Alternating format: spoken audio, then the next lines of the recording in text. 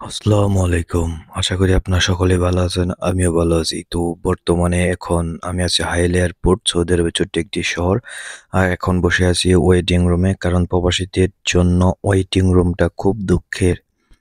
আর এই দুঃখের সময়টা পার করতেছি বসে, বসে। আর আপনাদের দেখাইতেছি হাইল এয়ারপোর্টটা কিরকম। তো এখানে কেউ ১ কেজি মালও বেশি আনার চেষ্টা করে না। যদি কেউ হাইল থেকে অন্য দেশে যেতে চান তো ওই আমাদের সামনে এসে গেছে এয়ার আরাবিয়া। তো এয়ার আরাবিয়া বিমানটি আমাদের আগে আসে, তারপরে আমাদের বিমানটি আসে।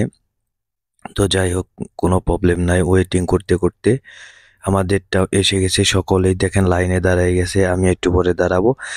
তো আসলে কি দুনিয়াটা হলো ওয়েটিং। আর এখানে এসেছি অপেক্ষা করার জন্য। কে নিয়ে গেলাম সেটা বড় বিষয় নয়। তো লাইনে দাঁড়ানোর পরে তখন ভিডিও করতে পারিনি। ডাইরেক্ট বাসে উঠে গেছি এবং বাসের থেকে আপনাদের হাইল এয়ারপোর্টের চারপাশটা দেখাইতেছি। তো তেমনটা উন্নত না। ওই আমাদের বিমানটা জাজিরা এয়ারলাইন্স। তো আমাদের বাসটা ঘুরে আসবে। একটু পরেই ঘুরে আসবে। তো আমি আপনাদেরকে দেখানোর চেষ্টা করব জাজিরা বিমানটি কত বড়। তো সকলের হাসি মুখ, কারণ দীর্ঘক্ষণ ওয়েটিং এর পরে বিমানটি চলে আসছে। এই যে আমাদের বিমানটি। তো আমার অবশেষে বিমানটি চলে আসছে।